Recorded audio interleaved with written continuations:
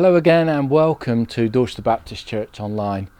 I don't know about you, but there's often times in life when I start to do something and no matter what I try, circumstances come against me and it all just goes wrong. This is about the fourth time I've pressed the record button. First time an ambulance drove past, it was really noisy. Second time I was in full flow and a helicopter flew over, and again it was really very noisy. I'm stood in my garden at home. Hopefully for the rest of this video it will stay reasonably quiet and you can hear what I'm saying. Well, circumstances have come against me and James this week, and unfortunately we've not been able to meet up to do the film in the way that we normally would. You can though listen to the sermon that James will be speaking on Sunday on the website. On the Listen Again section there's an audio version. It's usually there by about Monday evening, so to catch up on what James is doing on Sunday, just go to the Listen Again section and you can hear that. I've been reading this week a few stories in the Bible that talk about persistence. I've had a number of conversations with various people over the last sort of month and a half talking to me about the situation in Ukraine. Every week that I do a little intro, every week since the war started have been saying to you, please stop, please pause, please take a time, even if it's just once this week, to remember the people of Ukraine, to remember the situation there, and if you're able to with myself and many others across the world, pray for that situation.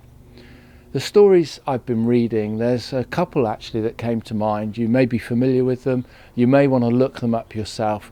There's a story of the persistent widow from Luke's Gospel in chapter 18, and it talks about the way that she goes, and because of her persistence she gets the result that she's been asking for.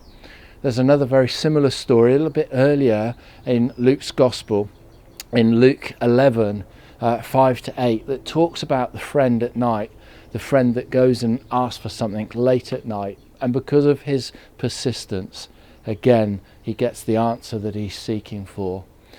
And they're very simple stories. There's a very simple explanation of those stories, that we too need to be persistent. I have to be honest and say that as things progress, and almost on a daily basis when I watch the news reports, there is a sense of maybe just a lack of understanding. There's a questioning that's going on in my spirit of why. Why is this still going on? Why is this being allowed to happen? I have to be honest and say I really don't have any sensible answers to that. I'm not sure any of us do. But I come back time and time again to what I do know. And what I know is this, that God encourages us to be those persistent people.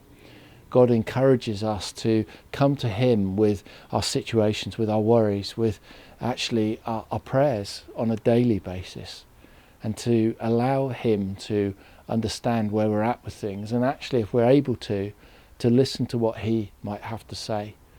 I have no profound words of wisdom in this terrible situation that we find ourselves in, particularly for those poor people in Ukraine, some of whom are now getting as far as the UK and other countries. But I want to be like that persistent widow, that persistent friend that I read about in the Bible. I want to rally myself to pray regularly, to continue to pray even when I don't have the words to say, but just to cry out to God for an end to this suffering, an end of this terrible situation where so many people are being affected. And what I've discovered in the many years that I've been a Christian and in reading the Bible is the Bible doesn't talk to us about rules. It's not just a list of do's and don'ts. There's no formula. There's no situation where if you do this, then this will happen. That's just not how the Bible works. That's just not how I read the Bible. The Bible is a book about principles. The principles that we can apply to our lives that allow us to be actually the people that God would have us be, which is a good place to be. You see, God promises us through the relationship with him, through the reading of his word, through the relationship with other Christians, as we understand and we encounter more of him, to lead lives and lives to the full. Not lives that don't have suffering, but lives that actually have meaning and purpose, and lives that even when we suffer, somehow we can make sense of that suffering because God is there with us in those situations. So with those principles, the principles that allow me to live my life to the full, that's what I'm going to choose to do as I continue on a daily, on a weekly basis to pray for the people of Ukraine, to pray for the terrible situation, and to pray in whatever way I can, even when I don't have the words to say, and to cry out to God yet again and say, God, please be in that situation. So the principle is just to keep going, to be persistent, to not stop, however hard that seems, however long that goes on, to keep praying. And I just urge you and encourage you to join with me this week and do the same. But maybe you're watching this and actually you don't know what it is to live your life with those principles. Maybe you've lived your life just doing your very best, as most of us have. Maybe there's situations that even now you encounter. Maybe it's worry about the war in Ukraine. Maybe there's other things going on in your life. I just encourage you to stop and just think, actually, what might God say about this situation that I face? Maybe you've not read the Bible much before. Maybe you're sure that there's something in the Bible that God might have to say about your situation, but you just don't know where to find that. We'd love to help you with that. We don't want to preach to you, we don't want to tell you how to live your life, but actually we're very good, and we've got some people in our church who are really good at knowing different parts of the Bible that speak about specific situations. You know, we'd love to help you with that, just to point you in the right direction. So this week, whatever situation you face, as we reflect yet again on Ukraine, as I encourage you to join with me and pray, Lord, we just ask that this week there be some change to that situation.